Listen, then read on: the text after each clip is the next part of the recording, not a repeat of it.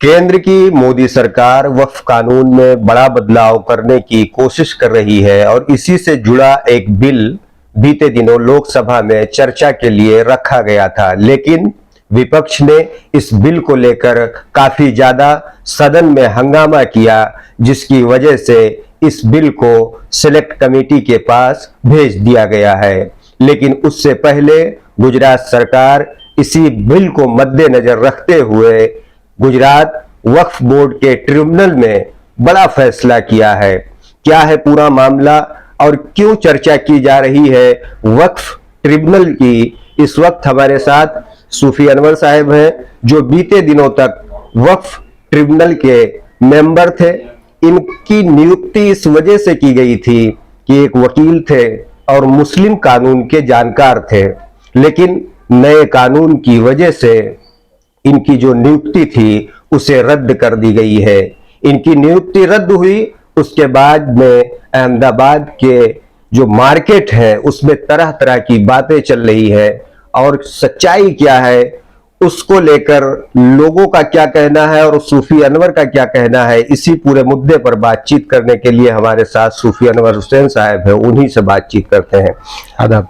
सूफी साहब, सबसे पहला सवाल ये है कि आपकी जो नियुक्ति थी अचानक रद्द कर दी गई, उसके बाद मार्केट में एक अफवाह चली, चर्चा चली, इन तमाम चीजों को आप कैसे देखते हैं? देखिए, एक तो अफवाहें जो है उसके कोई सर और पैर नहीं होते हैं, और एक स्पॉन्सर्ड जो लॉबी जो होती है, जो अफवाहें फैलाती है, वो तरह तरह की अफवाहें फैलाती है। और ये नियुक्ति जब से हुई तब से लेकर आज तक मेरे खिलाफ एक माहौल बनाया गया, और उस माहौल के अंदर जिस तरह से मुझे एक विलन के तौर पे देखा गया, पूरे समाज के अंदर एक विलन के तौर पे मुझे दिखाने की कोशिश की गई कि ये आदमी जो है ये सही नहीं है, ये आदमी जो है ये कैपेबल नहीं है, ये डिजर्व नहीं करता है इस पोस्ट के लिए। ये पहले से तरह तरह के लोग, इसमें कुछ लोग जो है वो शामिल है, और एक स्पॉन्सर्ड लॉबी जो है वो काम करती है, जो वक्फ माफिया की लॉबी है। और ये वक्फ माफिया जो है ये चाहते हैं कि अपने अधिकार, अपने जो पूरे जो सालों से जो चिटके बैठे हैं, जो हर सालों साल से, और वक्फ की मिलकतों के ऊपर जो ये मिसमैनेजमेंट कर रहे हैं, मिसयूज कर रहे हैं वक्फ प्रॉपर्टीज का, और मिस अप्रोप्रिएशन के इनके ऊपर इतने सारे इल्जामात है, तो वो नहीं चाहते कि कोई ऐसा ईमानदार आदमी आए जो इनके गरेबान के अंदर इनका गरेबान पकड़ के देखे। तो ये लोग चाहते नहीं थे वेरी फर्स्ट डे से।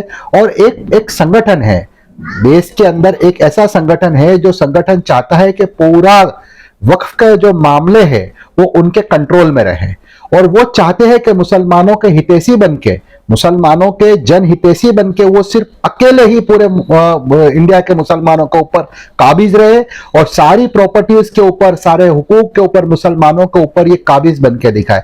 तो ये एक ऐसा एक कॉकटेल था जिसके अंदर, एक कॉकटेल के अंदर देखा जाए तो एक विचारधारा भी शामिल थी। वो विचारधारा इस तरह की शामिल थी कि ये जो दूसरी विचारधारा जो है, उस विचारधारा के लोगों को आगे नहीं आने देना। और सदियों से जो पिछली सरकार जो थी, उस सरकार के अंदर इन्होंने हर जगह अपनी विचारधारा के लोग सेट किए थे, और यही विचारधारा के चलते ये पूरे इंडिया के वक्फ कानून के ऊपर, जिनके दरगाहों के अंदर, मज़ारात के अंदर जो है कोई बिलीफ नहीं है, कोई अकीदे नहीं है, जो लोग कब्रिस्तानों के अंदर कब्रों को तोड़ने की बातें करते हैं, जो लोग मज़ारों को तोड़ने की बातें करते हैं, जो लोग कब्रिस्तानों को खत्म करने की बातें करते हैं, ऐसे लोग जो है वो ये वक्फ मामलों के अंदर इंटरफियर कर रहे हैं और सारा कंट्रोल लेना चाहते हैं। और जहां जहां भी इनके नुमाइंदे हैं, जहां जहां भी ये बैठे हैं, जिनका वाकई में जहां दरगाहों में अकीदा नहीं है, मज़ारों में अकीदा नहीं, ऐसे जगह के ऊपर जाके ये लोग ट्रस्टों के अंदर बैठे हुए, और जो वहां की जो जमीनें जो थी, जो करोड़ों रुपए की जमीनें जो थी, वो औने पौने दामों में बेच दी है। तो ये लोग नहीं चाहते थे कि ये एक संजीदा आदमी, जो वक्फ कानून का जानकार आदमी है, वो इस तरह से आके बैठे और उनके गरेबान को झांके। तो ये एक पूरा एक मेरे खिलाफ हवा खड़ा किया गया, और हवा के तहत हाईकोर्ट के जरिए, PIL के जरिए एक समाज के अंदर एक बदनामी का मेरा माहौल बनाया कि ये आदमी जो है ये सही नहीं है, ये इसके लिए उपयुक्त नहीं है। लेकिन मैं बताना चाहूंगा आपके माध्यम माध्यम से कि जब मेरी नियुक्ति हुई तो पूरे प्रोसीजर के साथ नियुक्ति हुई, जब पूरा उसका एक इंटरव्यू का प्रोसेस हुआ, सिलेक्शन कमेटी रचाई गई और इस कानून के तहत जो पूरे नियम जो थे, नीति नियम जो थे, उसी कानून के तहत मेरी नियुक्ति हुई है। और सारी चीजें, मेरी नियुक्ति जब हुई तब जब इंटरव्यू जब हुए थे इसके, तो इंटरव्यू के अंदर जो बार काउंसिल के चेयरमैन भी होते हैं और लॉ सेक्रेटरी भी होते हैं। लॉ सेक्रेटरी के साथ साथ जो है वो एक मुस्लिम स्कॉलर जो थे उस वक्त के, वो उनको भी 3 लोगों की कमेटी बनाई गई और उस कमेटी के अंदर ये सारी पूरी चयन हुआ और लोगों ने इंटरव्यू दिए। और इंटरव्यू देने के बाद जब ये पूरा चयन होने के बाद सारा सिलेक्शन हुआ, तब जो है पैनल बनाई गई और उस पैनल के तहत उस वक्त भी मेरी अपॉइंटमेंट के पहले की बात कर रहा हूं, मैं आज की बात नहीं कर रहा हूं, अपॉइंटमेंट के पहले भी इसी जो संगठन की मैं बात कर रहा हूं कि इसी संगठन के लोगों ने जाकर आला सीएम तक की भी उन्होंने जाके ने अपना रिप्रेजेंटेशन किया कि ये आदमी की जगह इनका नुमाइंदा आए। और उस नुमाइंदे के लिए काफी बड़ा लॉबिंग भी किया, हर तरह के लोग गए सीएम ऑफिस में और जाके लॉ मिनिस्टर के पास भी गए, काफी तरह से उसी वक्त से मुझे एक विलन दिखाने का एक प्रोपेगेंडा जो था वो उसी वक्त से शामिल था। एक चीज समझना चाहता हूं कि ये कहा गया कि हाई कोर्ट में पीआईएल हुआ, उसके बाद में आपकी नियुक्ति रद्द की गई, लोगों का कहना यह है, लेकिन इसकी सच्चाई क्या है? एक वकील भी आप हैं, तो इस पर रोशनी डालिए। देखिए, हाईकोर्ट के अंदर जब कुछ एक प्लांटेड लोग जो थे, जब उनसे बात नहीं बनी, मेरी नियुक्ति हो चुकी, जब सरकार ने नियुक्ति कर दी, तब ये लोग हताश हो गए। ये जो संगठन के जो लोग हैं, ये संगठन के गुर्गे जो है, ये हताश हो गए और इन्होंने क्या किया कि ये हाईकोर्ट के जरिए मेरी जो है उसको चैलेंज कर दी। और चैलेंज करने में सबसे पहले तो जब कोर्ट के अंदर ये मामला आया, तब उन्हीं के ऊपर कोर्ट ने सवाल दागा कि आपका क्रेडेंशियल क्या है। तो क्रेडेंशियल बताने के चक्कर में ये उलूल झुलूल बकवास इन्होंने प्रेस मीडिया के जरिए मुझे बदनाम करना शुरू कर दिया। जब तक हाईकोर्ट ने अभी कोई फैसला नहीं सुनाया था, लेकिन उसके पहले मीडिया का ट्रायल मेरे खिलाफ शुरू कर दिया गया। और उसी ट्रायल के चलते जब गवर्नमेंट में जब ये सारी बातें संज्ञान में थी, तो गवर्नमेंट को सरकार ने बताया, हाईकोर्ट ने बताया कि आपने ये नियुक्ति कैसे की है। अभी गवर्नमेंट जवाब देती है, उससे पहले तो ये पूरा एक ऐसा समाज के अंदर ऐसा हुआ बनाया गया कि ये आदमी के खिलाफ पीआईएल चल रही है, ये हो रहा है, वो हो रहा है। अभी तो गवर्नमेंट को जवाब देना बाकी है। अभी तो गवर्नमेंट ने जवाब दिया नहीं है इस पीआईएल में, ना ही किसी तरह का मेरे खिलाफ कोई ऑर्डर पास हुआ है। तो ऐसे हालात में ये कहना कि पीआईएल हुई और किसी ने उनको निकाल दिया, ये बात बिल्कुल सरासर गलत है, बेबुनियाद है। और ये मीडिया ट्रायल के जरिए मेरे खिलाफ एक जो तोहमतनामा, बेबुनियाद तोहमतें लगाई गई, बेमुद्दत आक्षेप किए गए, ये तमाम खंडन के लायक है। अब बात यहाँ पे आती है कि भाई ये आपने ये कैसे, आपकी नियुक्ति कैसे हुई और नियुक्ति कैसे रद्द कर दी गई।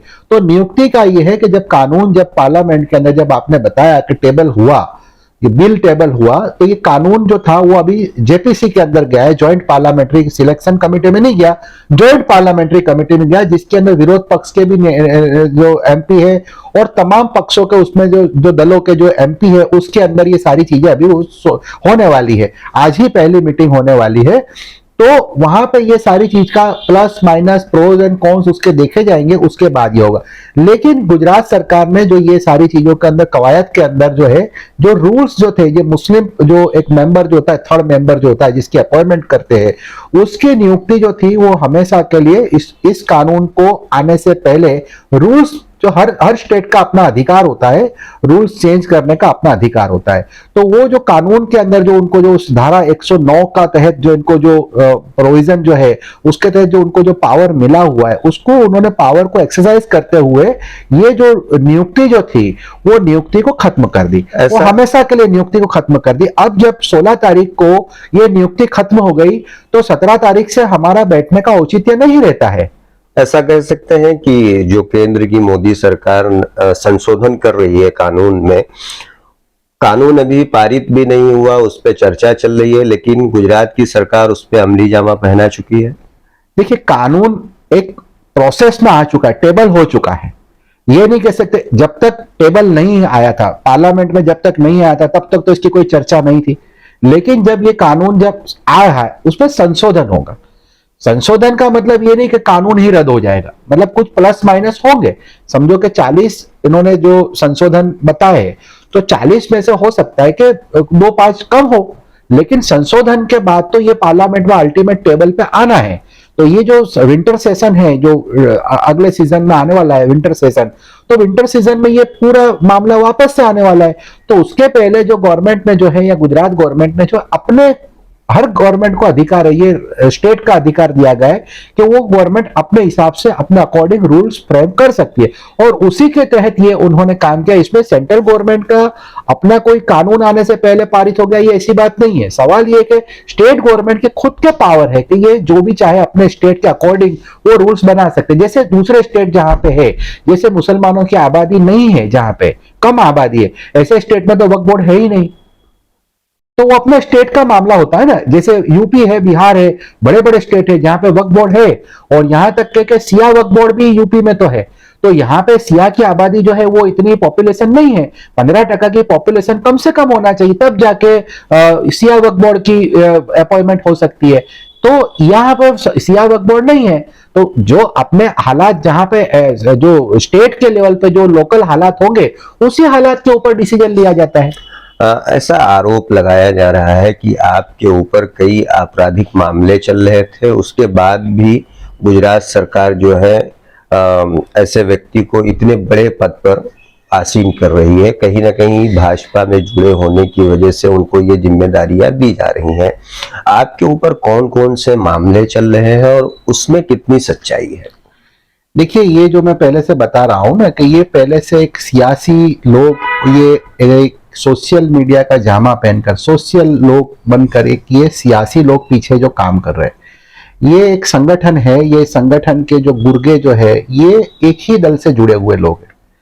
ये डिफरेंट विचारधारा के लोग हैं, जो अपनी विचारधारा के लोगों को ही प्रमोट करना चाहते हैं, और अपनी विचारधारा के खिलाफ के लोगों को ये लोग बदनाम करके, उनका चरित्र हनन करके, उनका कैरेक्टर एसोसिएशन करके उन्हें नुकसान करना चाहते हैं। ये बात सही है कि हमारा एफिलिएशन प्रेजेंट गवर्नमेंट के साथ है, लेकिन ये जो नियुक्ति जो हुई है, ये मेरिट के ऊपर हुई। अगर मान लीजिए, फर्ज कीजिए कि अगर मैं वकील ही ना होता, तो क्या गवर्नमेंट मुझे इस पद पे नियुक्त करती?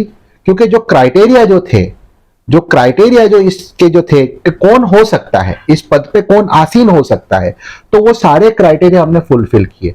रही बात हमारे खिलाफ केस की कि भाई तो देखिए, सियासत के अंदर या पॉलिटिकल लाइफ के अंदर जो भी आदमी बंदा है, कहीं ना कहीं उसके ऊपर किसी ना किसी तरह से उसे कहीं ना कहीं प्रताड़ित किया जाता है। चयन के बाद जो मुझे पोस्ट मिली, जो पोजीशन मिली, उस पोजीशन पर जाके मुझे नॉन बायस और किसी तरह का मुझे ये करते हुए सिर्फ न्याय देना था, मुझे इंसाफ देना था। वहां पे कोई पॉलिटिकल एफिलिएशन की जरूरत नहीं होती है, क्योंकि मुझे तो वहां इंसाफ देने जाना था, और मैंने दिया। जो नियुक्ति आपकी हुई, उसके पीछे की वजह क्या थी? आपने किताब वगैरह भी वक्फ से जुड़ी लिखी हुई है, इसके पीछे कितनी मेहनत थी, और आरोप जो लग रहे हैं उसको कैसे आप देखते हैं? देखिए, आरोप तो लगना, जब कोई आदमी काम करता है तो उसके खिलाफ आरोप लगना तो वाजिब है, और वो ऐसे आरोपों से हम लोग अपना काम रोकने वाले नहीं हैं, और ना ही उसे विचलित होने वाले हैं। तो सवाल यह है कि मेरी क्या कारकिर्दी है और क्या कारगुजारी है। तो ये जो 2023 की जो बात करें, 1995 के अंदर जब ये कानून पार्लियामेंट में जब पेश हुआ, तो उस कानून के तहत सारे प्रावधानों को रखा गया उस दौर के। उसके बाद जो है 98 में स्टेट का जो होता है, हर स्टेट के अपने अपने रूल्स होते हैं, जैसे मैंने पहले बताया। तो रूल्स फ्रेम किए गए 98 के अंदर। तो 98 से लेकर जो वो जो कानून था, उसके खिलाफ जो साथ में जो नीति नियम जो थे वो चल रहे थे, लेकिन जो पूरा कानून था 2013 के अंदर, उसमें 180 डिग्री का पूरा चेंजेस उसमें कर दिया, संशोधन कर दिया गया। अब संशोधित कानून के बाद 10 साल तक ये वक्फ के जो लॉ होने चाहिए, जो रूल्स होने चाहिए, वो किसी ने भी इसके ऊपर मेहनत नहीं की। जो ये वक्फ के ऊपर जब ये चिल्ला रहे जो लोग, वो ये 10 साल तक कहां थे? ये 10 साल के अंदर वक्फ रूल्स न होने की वजह से हजारों मिल्कतें, मैं ये कहूंगा करोड़ों ट्रिलियंस की मिल्कतें, लाखों करोड़ों की मिल्कतें जो थी, ये बिक गई। और ये कानून ना होने, कानून की लच्चरता की वजह से ये सारे पूरे मुस्लिम समाज को इसका खामियाजा भुगतना पड़ा। जब ये सारी चीजें मैंने देखी तो मैंने सबसे पहले गवर्नमेंट के अंदर जाके मैंने अपना रिप्रेजेंटेशन किया कि ये मामलों से ये चीजें जो बची नहीं जा सकती, क्योंकि आपके पास जो रूल्स है वो 98 के हैं और कानून जो है 2013 का है, तो ये जो है ये एक दूसरे से मैच नहीं करता, तो आपको नए कानून के मुताबिक आपको नए रूल्स फ्रेम करने पड़ेंगे।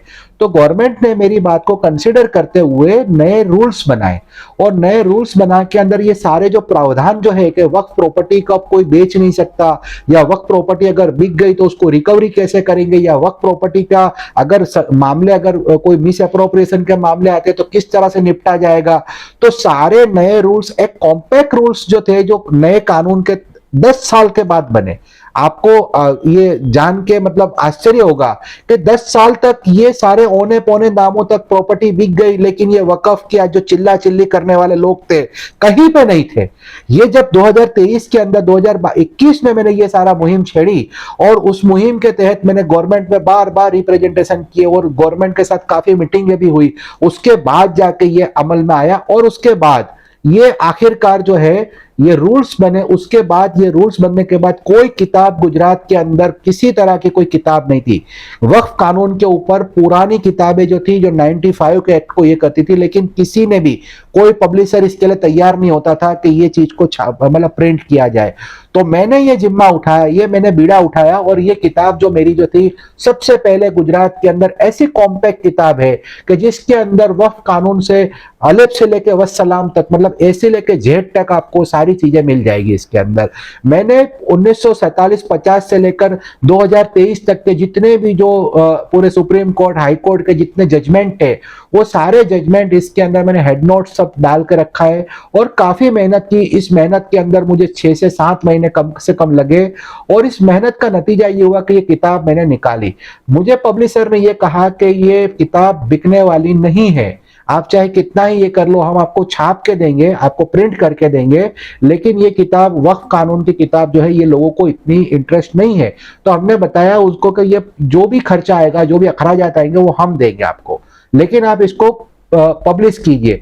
तो ये पब्लिशर ने सिर्फ अपना नाम लगा के पब्लिश की और पब्लिश होने के बाद जितनी ज्यादा से ज्यादा कॉपी जो थी वो हमने खरीद ली उनके पास से। और ये कॉपीज जो थी 1000 कॉपी हमने छपवाई। हमको पर एक कॉपी का हमको घर में जो खर्च जो आया, इसकी लागत जो आई वो 1000 रुपए की आई।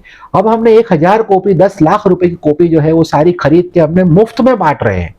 किसी के पास से एक नया पैसा नहीं था। हम तो ये कौम को अवेयर करना चाहते हैं कि ये कौम वक्त के मामले में अपने आप को इतना ये करे कि कम से कम कानून से वाकिफ हो जाए। तो ये हमारा ही ये था कि आज तक किसी ने इस चीज को, इस मामले को लेकर किसी ने पहल नहीं की, लेकिन हमने ये सारी चीजों की पहल की है। क्या आपको लगता है कि आप एक लंबे वक्त से जुड़े हैं, वक्फ कानून से जुड़े हैं, इसको लेकर काम कर रहे हैं, आपका जो काम है उसकी वजह से जो वक्फ माफिया, जैसे आपने एक नया शब्द दिया, उनके साजिशों का आप शिकार हो गए? बिल्कुल। ये जो एक सिलेक्टेड, एक मैं बता रहा हूँ ना कि आइडियोलॉजी के लोग हैं और सिलेक्टेड लोगों की एक सिंडिकेट है।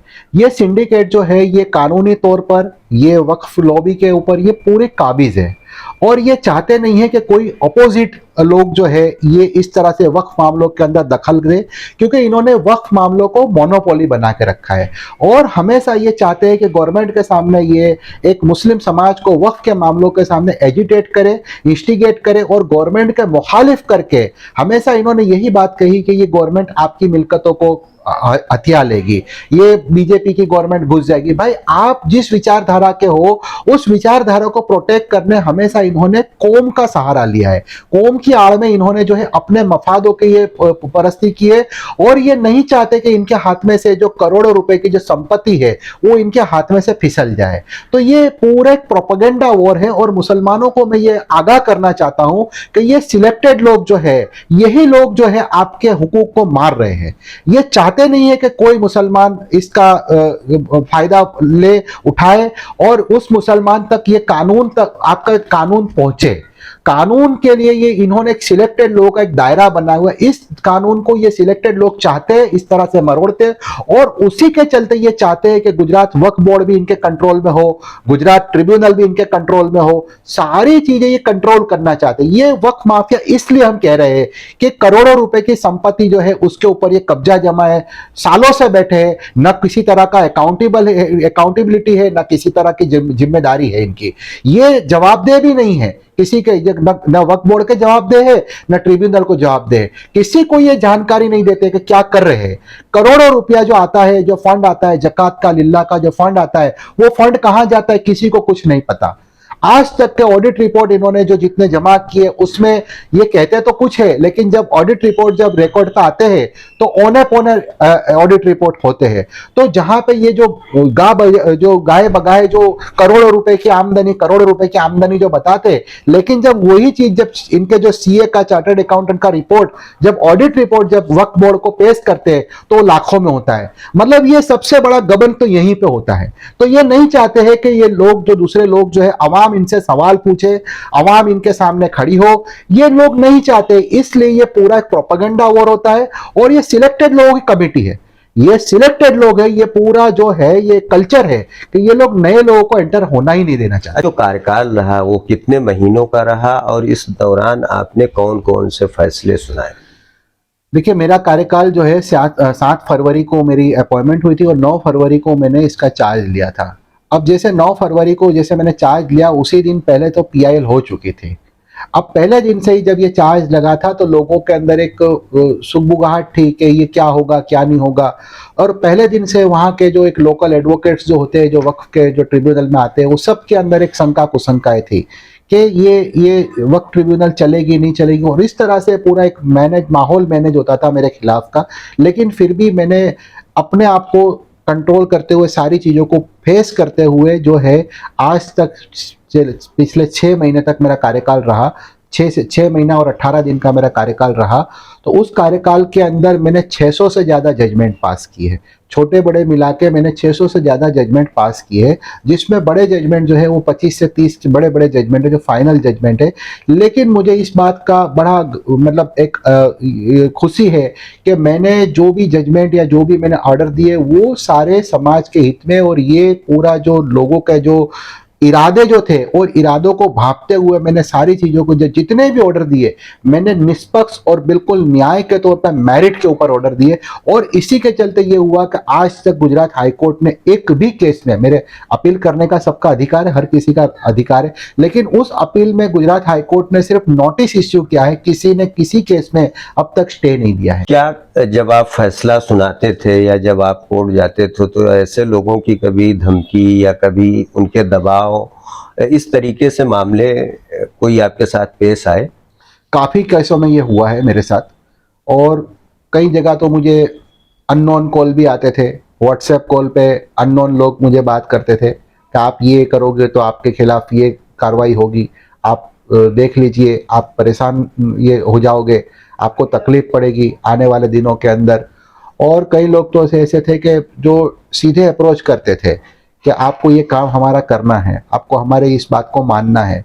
लेकिन मैंने आज तक एक भी केस के अंदर, यहाँ तक कि जिन लोगों ने मुझ पर दबाव बनाना चाहा, उनके केसों में मैंने किसी तरह का कोई दबाव में ना आते हुए बिल्कुल निष्पक्ष और निर्भय होकर मैंने जजमेंट दिए हैं। यहाँ तक कि मेरे साथ जो 2 जजेस, जो हम 3 लोगों की पैनल होती है, 3 लोगों की पैनल के अंदर हमने ये जो जितने भी जजमेंट दिए हैं वो सारे यूनानिमसली दिए, सब ने एक होकर जजमेंट दिए। और सारे लोगों के अंदर तीनों लोग जो होते थे, तीनों जजेस जो थे, उन्होंने सब ने बैठ के ने उसके ऊपर डिस्कस होती थी, उसके ऊपर ग्रुप डिस्कस होती थी, और उसके अंदर से जितना जो बेस्ट होता था। और मैंने जहाँ भी जजमेंट, जितने भी जजमेंट मैंने अब तक के जो दिए, उस जजमेंटों के अंदर मैंने अल्लाह के रसूल को सर पे रखते हुए, मैंने कुरान और हदीस की रोशनी में उसका मुताला करते हुए, और उसी को इस्लामी शरिया के ऊपर जिस तरह से कानून है इस्लामी शरिया का, उसके मुताबिक मैंने अपने जजमेंटों के अंदर उसका निचोड़ दिया है। तो जो भी मेरे पार्ट में जो एक शरिया का जो आता था, क्योंकि वक्फ जो है ये शरिया लॉ है, वक्फ सरिया से जुड़ा हुआ है, तो ये इसी वजह से मेरी अपॉइंटमेंट सरिया लॉ का जानकार, मुस्लिम लॉ का जानकार की जो अपॉइंटमेंट थी वो इसी थी।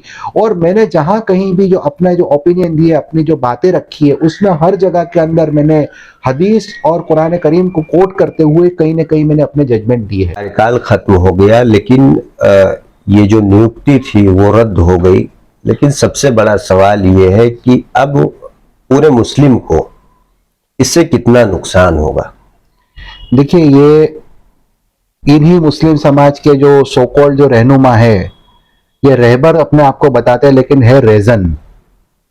ये रेजनों को पूछना चाहिए कि ये आपने इसमें क्या पाया और क्या गंवाया।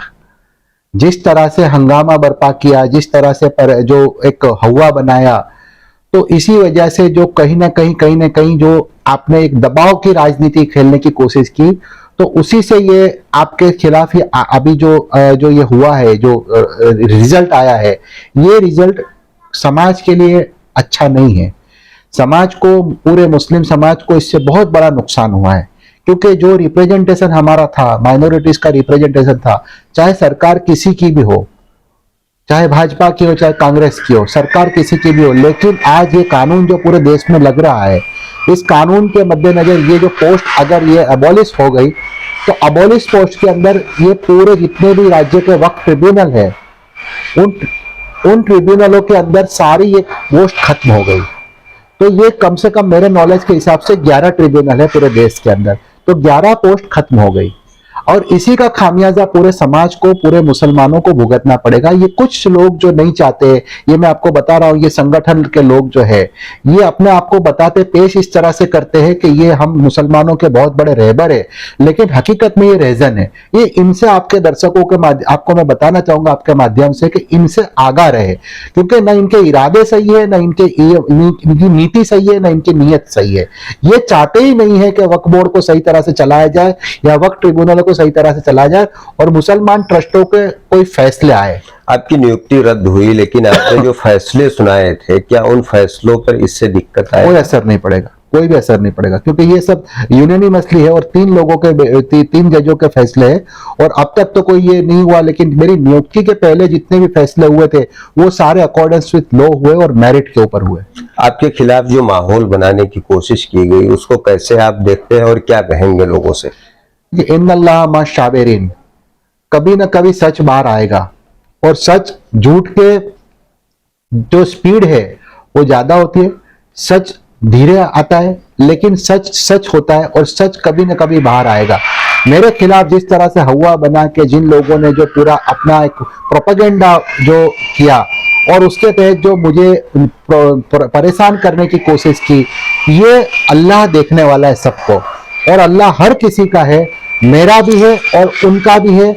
अल्लाह के यहाँ जो भी है, देर है अंधेर नहीं है, इंसाफ सबका होगा। जिन लोगों ने मेरे ऊपर गलत बहतान लगाए, जो लोग इसमें शामिल रहे, जो लोग इसमें जो सोशल मीडिया के अंदर जिन लोगों ने मेरे खिलाफ वायरल किए, मैं उनका सबका हस्र अल्लाह के ऊपर ये छोड़ता हूं, और कल कयामत के हस्र के मैदान में मैं ये बहतान के ऊपर अल्लाह से मैं पूछूंगा कि ये जो बहतान मुझ पर लगाए गए ये सही थे या गलत थे, और उनको जवाब देना है जिन्होंने मेरे पे गलत बहतान लगाए। आपके घर में कैसा माहौल है? मेरे घर में बहुत खुशी का माहौल है, बल्कि हम तो ये चाहते हैं कि ये जिस दिन हमारी ये जो नियुक्ति रद्द हुई, पोस्ट खत्म हुई, तब ये हमारे घर पे मिठाइयों का माहौल था, खुशियों का माहौल था।